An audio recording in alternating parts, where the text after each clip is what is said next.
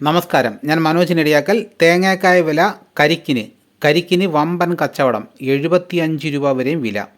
വിപണിയിൽ പച്ചത്തേങ്ങ ലഭ്യത ഉയരാം.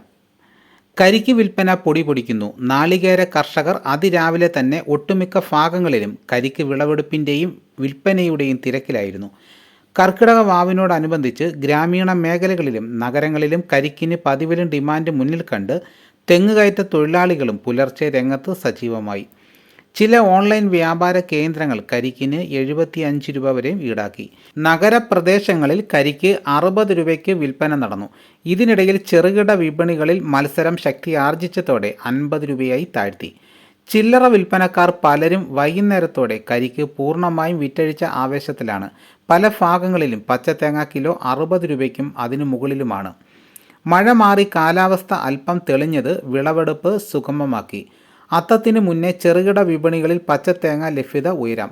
ചിങ്ങം അടുത്തെങ്കിലും വെളിച്ചെണ്ണയ്ക്ക് പ്രതീക്ഷിച്ച ഡിമാൻഡില്ല. സംസ്ഥാനത്ത് വെളിച്ചെണ്ണ വില സ്റ്റഡിയാണ്.